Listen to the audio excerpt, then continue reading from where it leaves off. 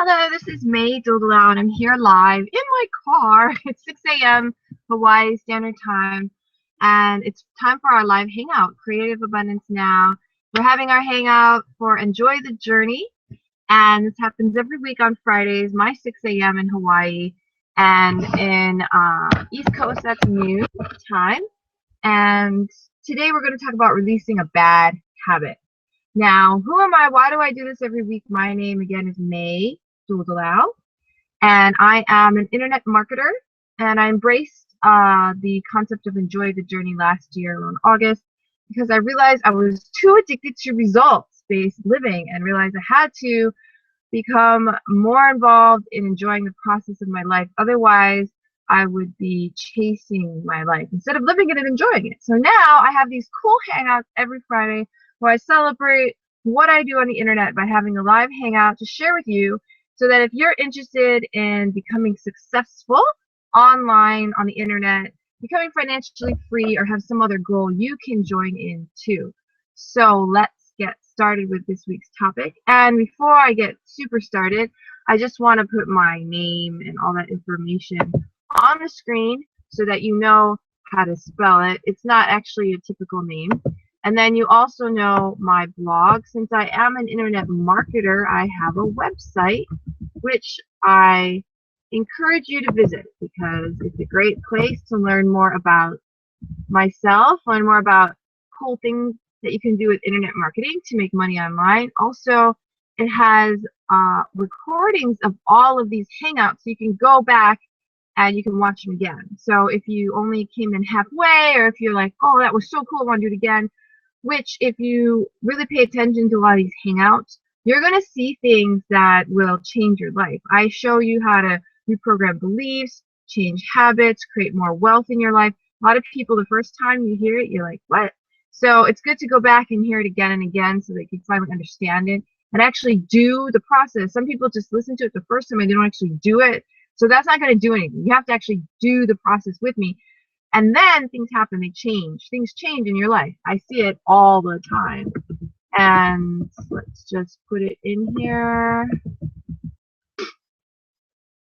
And I'm going to send the turnaround. Yay. The cool thing. Okay, there I am. All right. So my name, like I said, May Dildalao. My website is candoitblog.com. Okay. So I'm a little bit, it's a funny thing. I'm not quite sure what's going on here. Okay. Okay. Anyway, I'm just going to keep moving on. So without further ado, I have in 1 hour. I do these hangouts in my car because my baby is sleeping in the house. And when I do it in the house, even if I'm not in the room with the baby, let's say I go to the living room to do a hangout, the baby will still hear me and will wake up. So his name is Jordan, by the way. He's actually 1, so he's a toddler. However, super cute. I'm holding this book because the exercise we're doing comes out of this book, The Values Factor by Dr. John DeMartini. Okay, so let's go inside real quick. I'm going to give you a quick brief summary. We're going to do it. All right, the healing power of the Values Factor.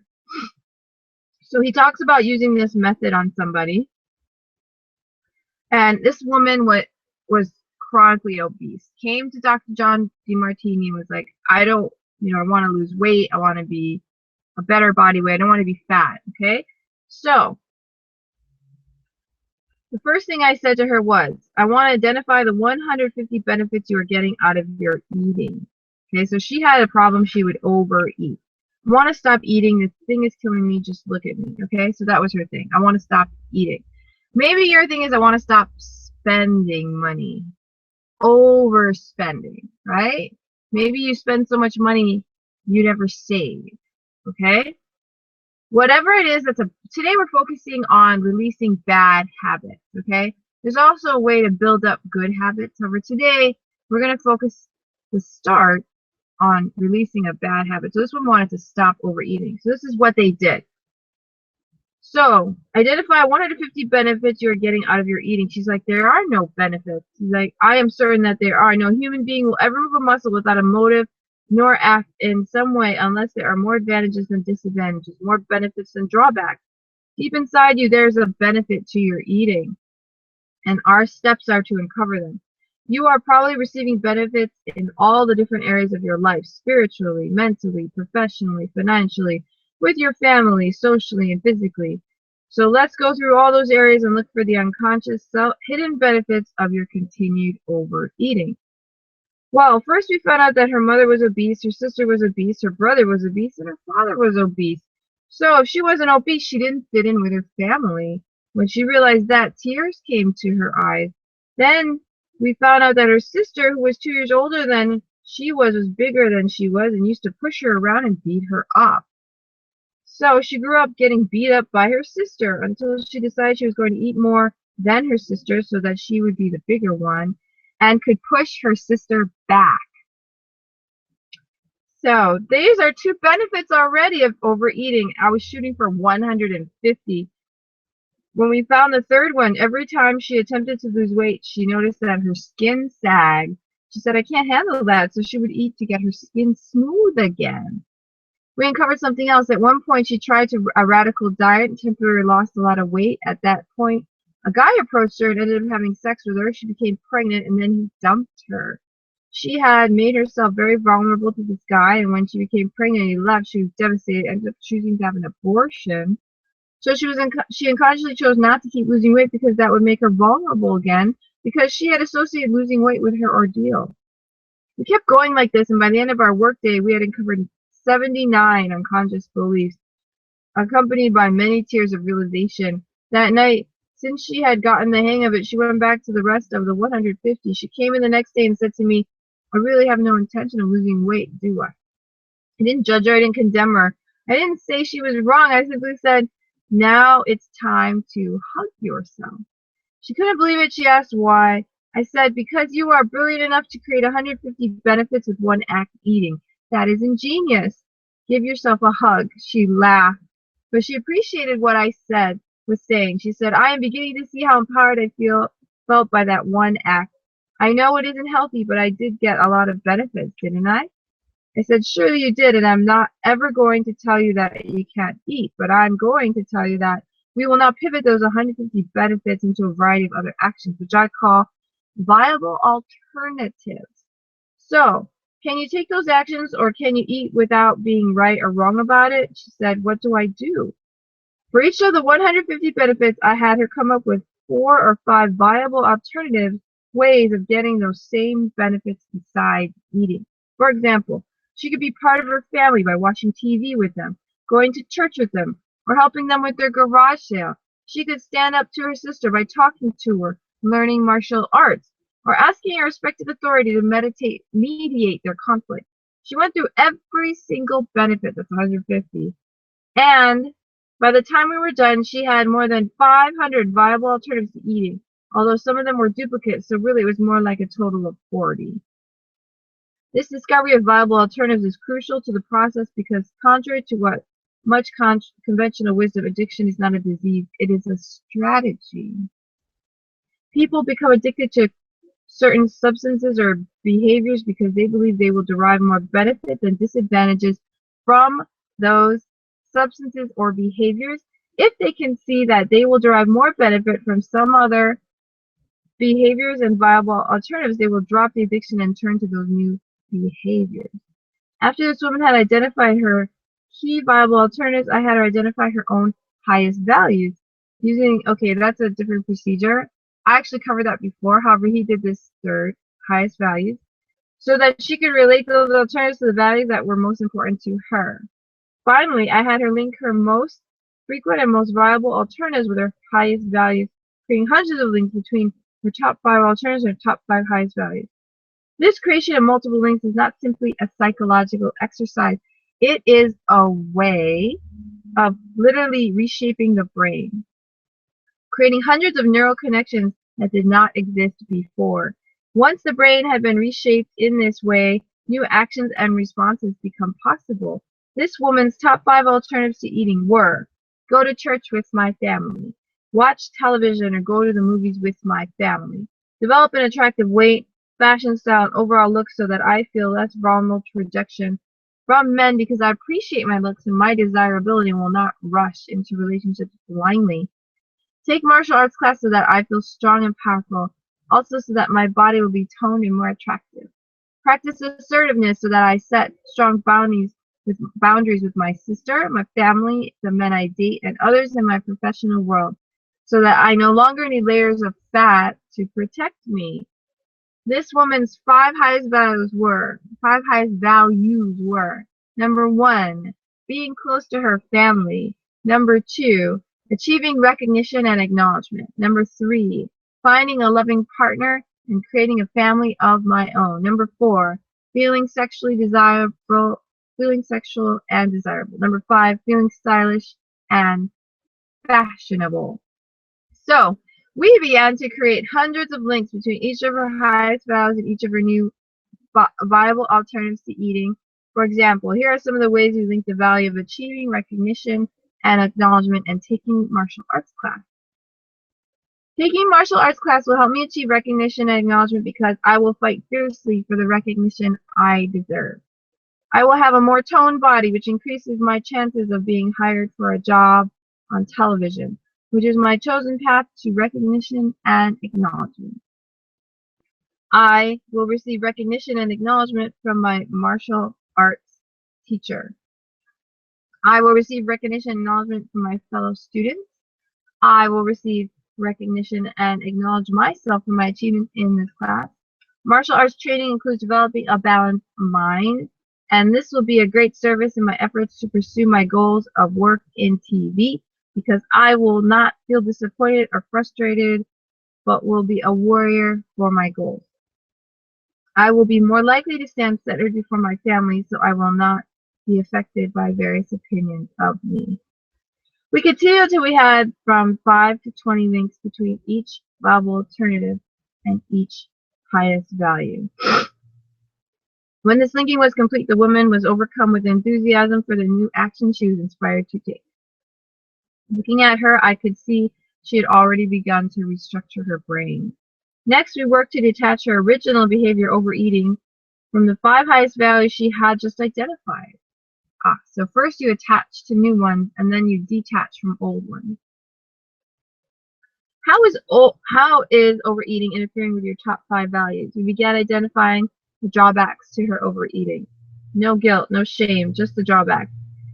It is unwise to point out the assumed drawbacks to people's addictive behaviors until they have truly remalinated new viable alternatives into their brain. Otherwise, focusing on drawbacks can cause guilt, anxiety, and shame, which will just fuel the addiction. So there's a reason for his order. For example, if we had begun with this part of the process before identifying viable alternatives, all this woman would hear is overeating is keeping me from achieving my highest values, making her feel ashamed, guilty, and self-deprecating. Without a viable alternative to overeating, she would feel unable to give up this strategy, and so proving to her that the strategy was not helpful to her would only make her feel worse. By contrast, once you have a viable option to pursue, you become willing to understand how your previous strategy was once serving you is no longer the most useful strategy to become truly, so you will be willing to give it up. But for the new strategy to become truly viable, you will need to go through the linking process, create hundreds of new neural connections in your brain. It's not enough to simply understand that you have new viable, new strategies open to you. That would be like saying that picking up a barbell once is enough to develop new muscle, because your body understands how to lift the weight. What changes your body is lifting the barbell many times over and over until the muscle has been developed. And what changes your brain is making hundreds of links between your new strategies and your highest values until the new pathways within your brain have been developed. The last step in the process was to help this woman identify the sub-addictions that were driving her addiction. Sub-addictions, okay. Okay, so what does that mean? A sub-addiction is something you want to avoid remembering. Something that is extremely challenging to your highest values that you perceive as painful in your life. For example, this woman had a subdiction. Oh, not subaddiction. It's called a subdiction. Underneath the addiction, I guess. Okay, so she had a subdiction about her family's rejection of her. This was, in fact, a one-sided perception because even if her family did reject her for losing weight, other people elsewhere in her life welcomed her and embraced her. Yet the woman was so preoccupied with avoiding the pain of her family's rejection that she turned to the strategy of overeating in order to get her family to accept her and thereby avoid that pain. Helping her to develop a more balanced view, balancing her family's rejection of her with other people's openness, meant that she no longer had any need to avoid the pain and therefore no need to overeat. Likewise, this woman had a subdiction about her loss of the man with whom she got pregnant and then who left. This was a very painful memory. And as we have seen, part of the reason she overate was to avoid repeating such occurrence in her future. But if she took a more balanced view, understanding that other men would stay with her if she communicated in terms of their highest values, even though that man left, she would not need to overeat or do anything else. In order to prevent being abandoned, because she would understand that any loss is always bound by gain. And any man who left her would always be bound by a potential mate who wanted to stay. A balanced perspective also helped her let go of the one-sided fantasy of an ideal man who would never think of abandoning her, or to embrace the realities of a universe that always contains equal measures of pain and pleasure, negative and positive, challenge and support. So I went through and used the DeMartini method to dissolve each subdiction until there was nothing left to say except thank you. This woman was spontaneously filled with unconditional love and gratitude for her life just as it was, not as her fantasies would have it, but as it actually was, perfectly balanced, as all our lives are, between pain and pleasure, support and challenge, positive and negative. In response, her eating disorder was dissolved, and she was able to go on to a new life. Until those subdictions are dissolved to the point where you can say, thank you. Where you can see that you are not a victim of your history and you won't master your destiny. Because whatever you try to run away from, you will keep running into. Whatever you condemn, you attract, breed, and become. Whatever you bury, buries you. Whatever you resist, persists. But once the subdictions are gone and there is appreciation, then wellness returns and your addiction subsides. The entire process works in a remarkable fashion. I've completed it with heroin addicts who become completely inspired and can't wait to get up the next morning to fulfill their values on a new pathway. In fact, I worked with one man who had been addicted to heroin for 6 years and who came completely off the drug without side effects or withdrawal symptoms. That's because addictive behavior and side effects are not so much caused by withdrawal from the drug as they are by withdrawal from fantasies they have associated with the drug. If you dissolve the fantasies by means of the understanding the drawbacks and clear the subdictions, those withdrawal symptoms subside. You are free to feel the wholeness of unconditional love and gratitude, and to let those feelings return to you to the state of awareness and wellness. Okay, so that's a lot of information. I'm going to break it down into the process, and then you're going to have to do this for homework because 150 is a lot. We're going to start the process together because it's easier to do things together, as a group. That's why I do these hangouts this way. So what I'm going to do first is I'm going to open up a document, probably a Word document on my computer so that we can write down these different things and have a list. And then we can go through that. And I'm only going to do this hangout for 1 hour today. So like I said, we're not going to finish it The whole process involves what I'm doing right now is on my computer getting my Word document out. So what we're doing today involves a lot of different things, and one of them is changing the structure of your brain. So reprogramming yourself so that the habit is not being fueled by some kind of emotional need or fantasy, like he said. So that takes actually a lot of effort. You know, if you think changing a habit in 10 minutes, I mean, maybe you can. However, for this process to work, you have to actually spend some time on yourself and thinking about different factors that are involved in this habit you want to release. So it's not something that will happen without effort. However, it shouldn't take more than a day or two of concentrated effort. That being said, I did do one exercise in this book that took me months. However, that was a different exercise. Anyways, let's go through this. So, the first step that he did was to have the woman list 150 benefits. Well, first you have to figure out, one, what habit are you releasing? Right? Okay, so let me share my screen, by the way. I found my Word document, so let me do that. Okay, so I'm sharing my screen now. Okay, so you should see the screen. Let me just make sure. Yes, you are. Okay, great. All right, number 2. So what habits are you releasing? So in her case, it was eating, like just constant eating to becoming overweight. Okay. The second thing is list 150 benefits. List 150 benefits of having this bad habit. That's step 2.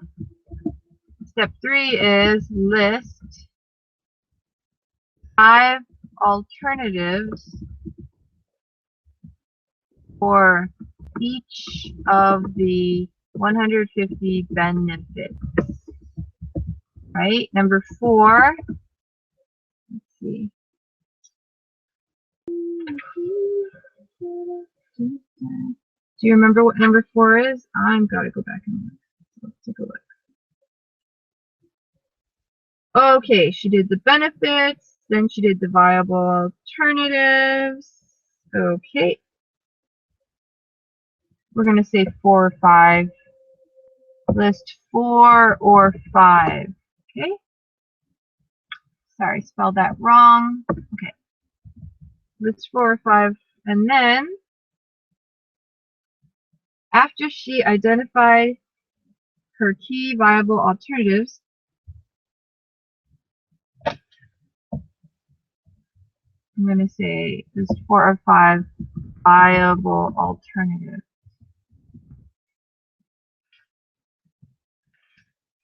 Okay. And then identify your highest values if you haven't done it already. Identify your highest values. And 5,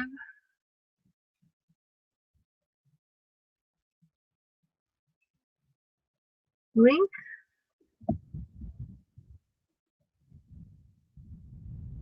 the 5 most frequent and most viable alternatives with your highest values.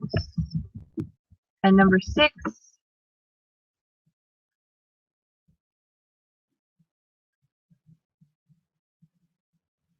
okay, and then number 6 is,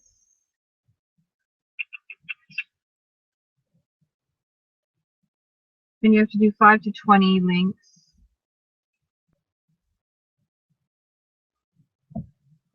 So do 5 to 20 links. for each. Okay, so there's a lot of repetition in DMARTine.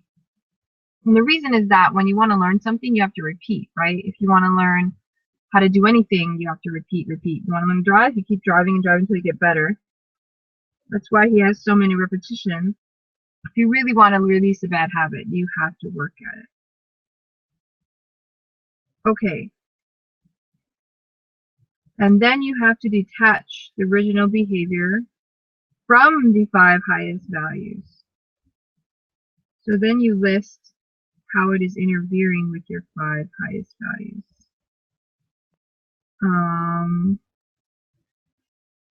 Okay, so list how your bad habit is interfering with your 5 highest values.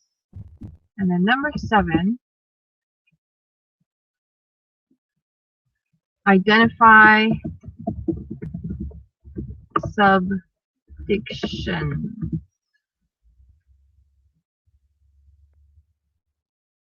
Okay, and subdictions is something you want to avoid remembering.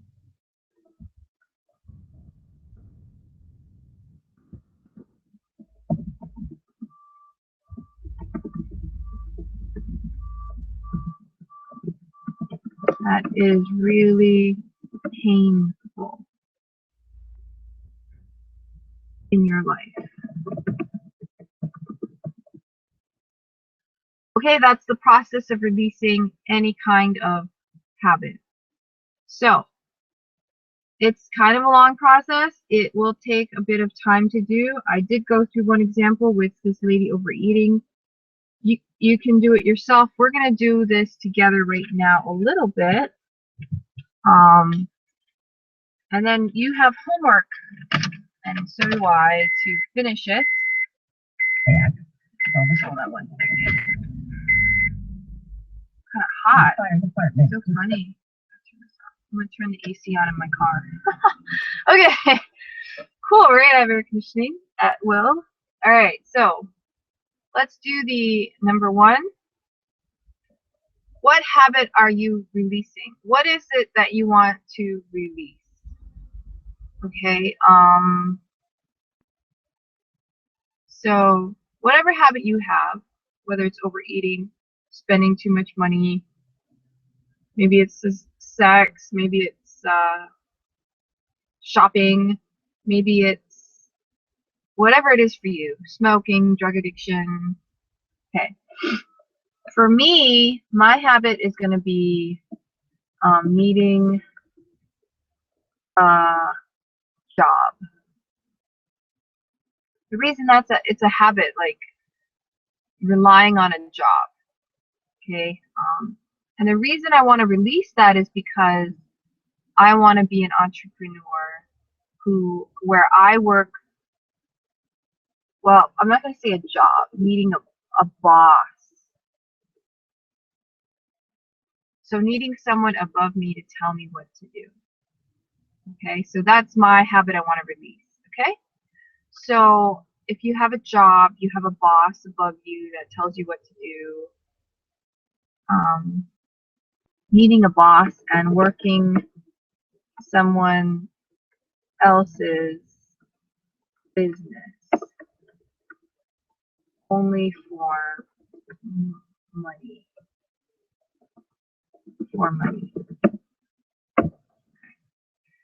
I don't only work for money. It's actually a job I enjoy. However, the only reason I stay there is the money. If there wasn't money, I wouldn't be there. Okay? So I don't want to do that. I think that's a bad habit to always look for money and stick there. I want to be able to do things because of an inner purpose inside me, a reason why, not because of money. All right?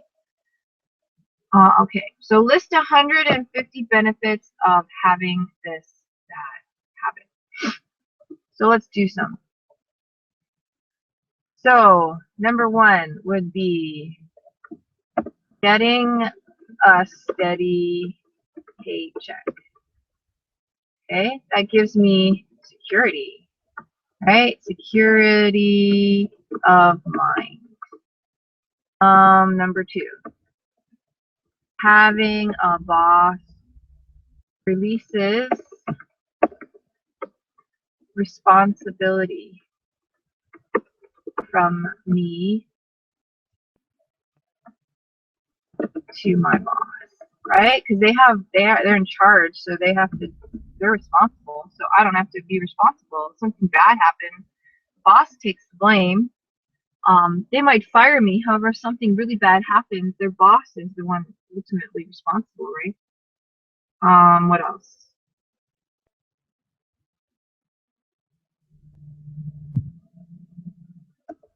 I can do another business instead of working hard to learn how to do my own. I can learn from successful people at my company. I have coworkers who keep me company.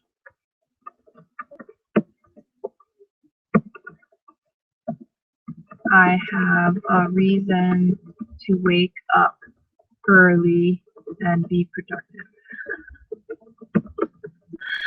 Right? You know what I mean? Okay. I learn about banking and money because it's a job that I make. I get to understand how a big business operates. 9. I get benefits like health care and 401k. Maybe I'll split that into 2. I get benefits like health care. I get a 401k. My child gets affordable health care. I can pay my rent with the money.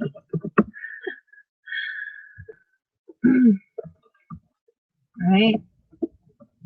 I can blame my work for pay. My pay for the amount I get paid. There's other things. I learn how to work with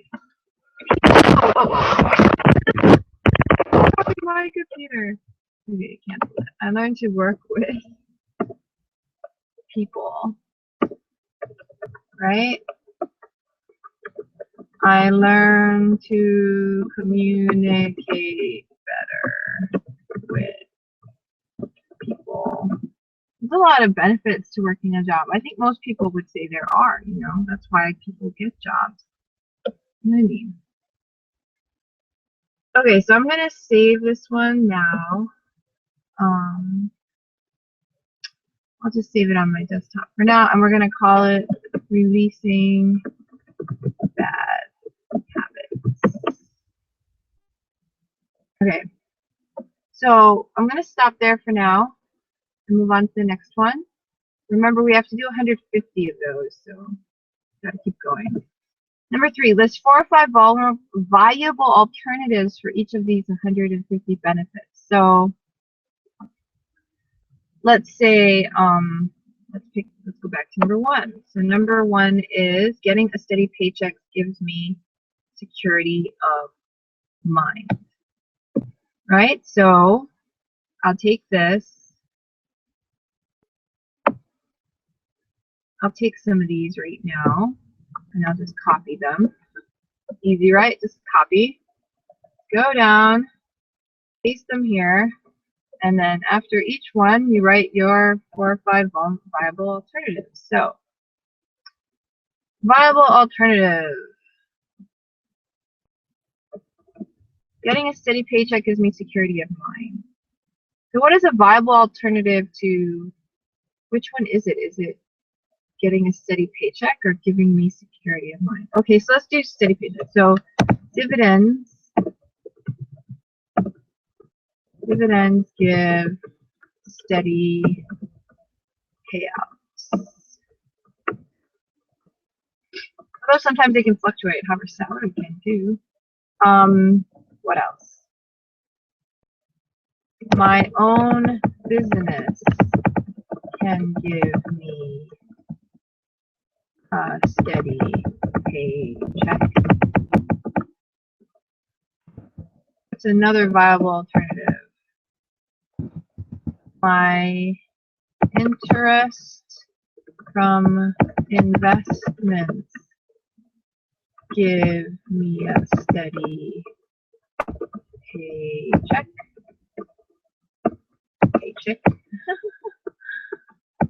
Or how else can I get steady money?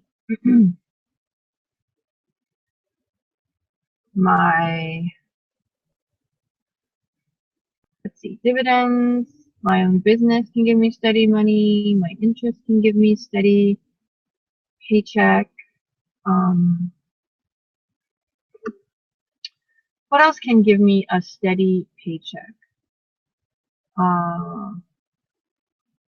Let's say if I budget more effectively, budgeting effectively will free up cash to make more savings, to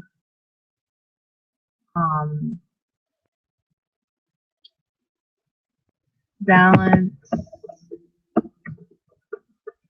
out when the business makes less money so that I can still be steady with my paychecks. Okay, let's go to the next one. Having a boss releases responsibility from me being a boss. Okay. So,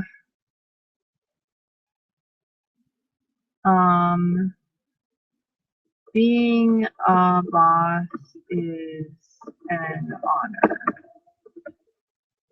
and a privilege. 2, being a boss will make me grow. Being a boss will create more income. 4, having more responsibility when I can handle the responsibility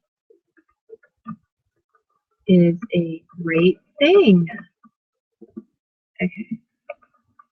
So moving down the list, I can do another business instead of working hard to learn how to own my own.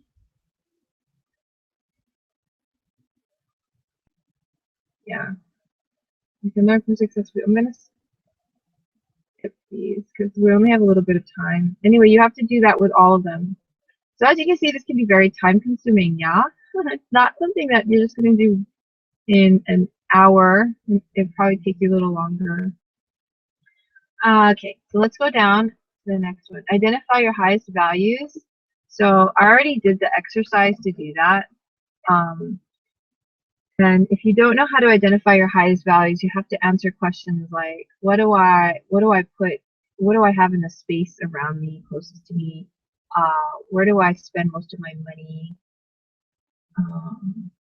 How do I fill up my time? And you identify all the answers to questions like that, and then you figure out what is it that you value most. So what you spend your time with, what you spend your money on, what you put in your space around you, where you live, all these things indicate what you actually value in your life. So what is the most organized part of your life, that you actually spend time organizing? That's what you really value.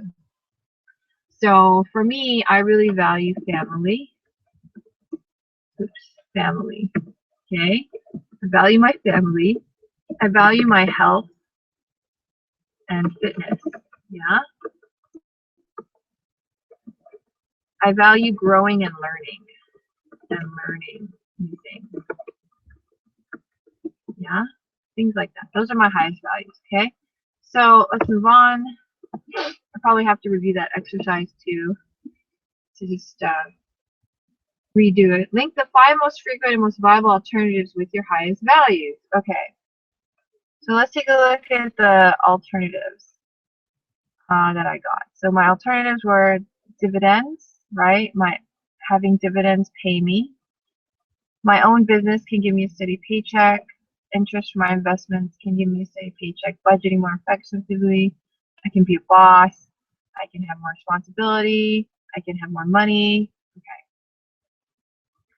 So, if I link the 5 most frequent and most viable alternatives with your highest value. So you got to do it more to get a repetition of the reasons, However, we did see some things. So let's say growing dividends, right? Growing my investments or growing my business, yeah?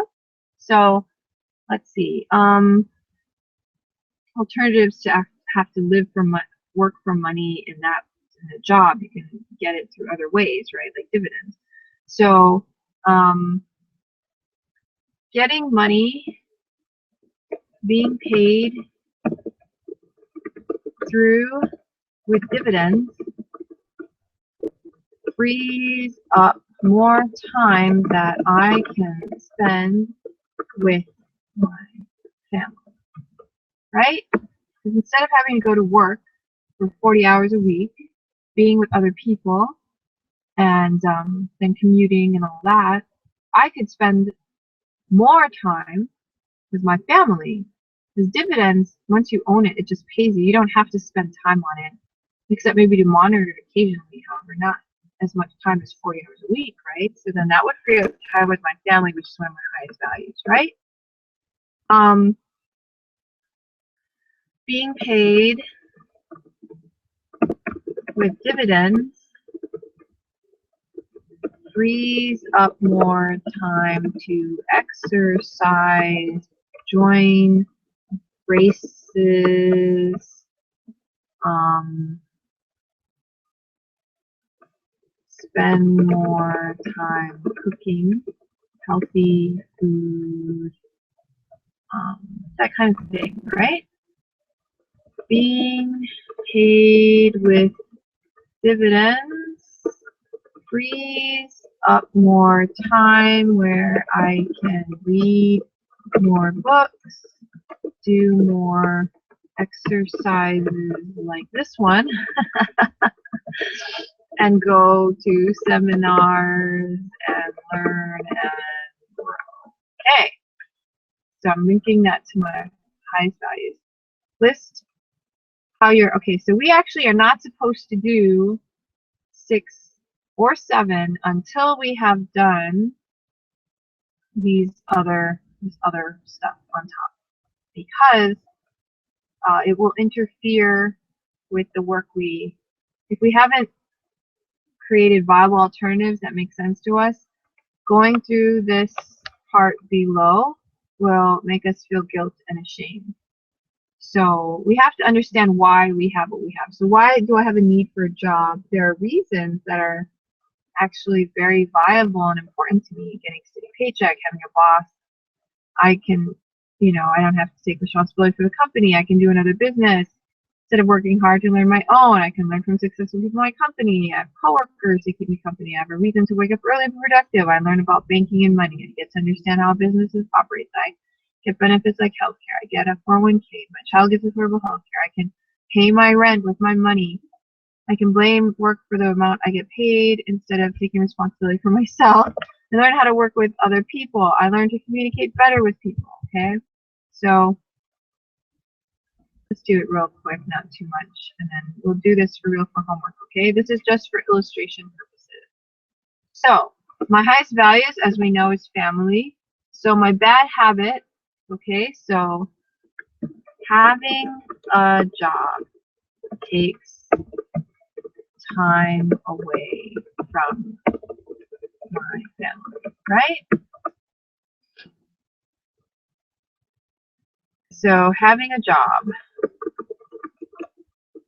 creates stress that tires me out and takes energy away from my health, right? Okay? And then having a job fills my time with copying, replying, doing mindless paperwork, memorizing processes that aren't useful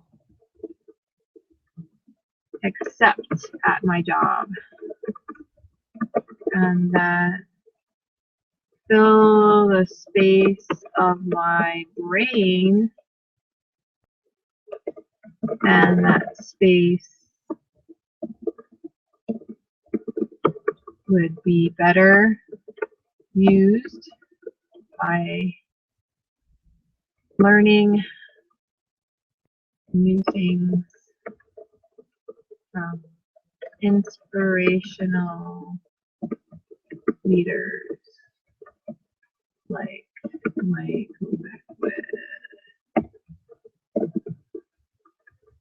Warren Buffett, others, right? Because there's stuff that I'd rather learn from other people that I don't learn because I'm using up my brain. Okay, let's identify a subdiction.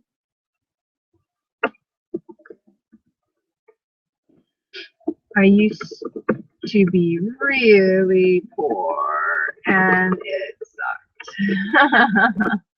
It really sucked, you know. I felt trapped into sharing a living space with people I didn't like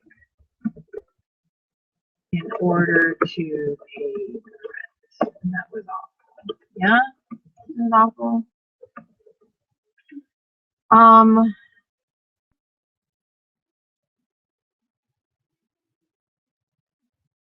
That was one of the things, I guess. Probably have to think about this one longer. Okay, so you got the process down. All right, just as a quick summary, there are 7 steps. What habit are you releasing? Number 2, list 150 benefits of having this bad habit. Number 3, list 4 or 5 alternatives for each of these 150 benefits. Number 4, identify your highest values. And number 5, link the 5 most frequent and most viable alternatives with your highest values. Number 6, list how your bad habit is interfering with your 5 highest values. And number 7, identify subdiction, something you want to avoid remembering that is really painful in your life. Okay? All right. Actually, having the job helped me get away from a bad relationship.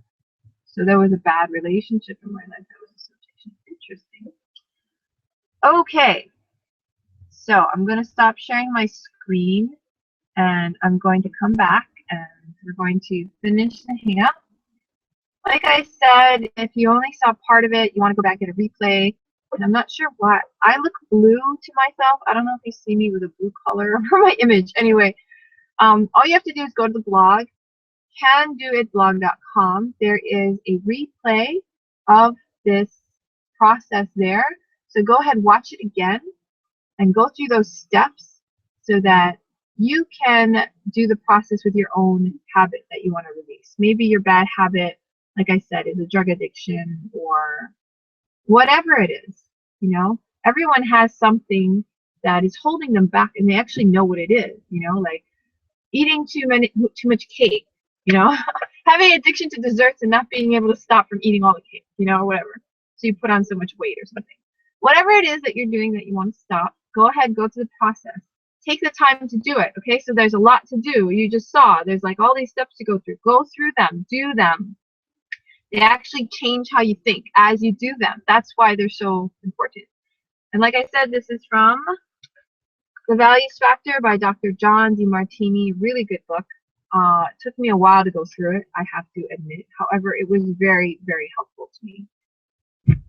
So, applying those principles helped me fund our business. We now have working capital. We have a reserve of savings. We have investments that pour dividends into our business. We're stabilizing our monthly income in our business. It's something that I never did before the principles in this book. So check it out. And thank you for joining me, and see you next week, Friday. Bring your homework, bring your finalized results, and, you know, tell me about it. Email them to me. If you want to get on the email list, my email list, just go to the blog, click on the banner anywhere on the right or underneath, and then it'll ask you for your email. That's how you get on my email list. And then you can share your emails with me. Tell me how you did. You know, what habit did you release? How do you feel? Okay, have a wonderful Friday. See you next Friday, same time, 6 a.m. Hawaii time, noon Eastern time. Aloha. Have a great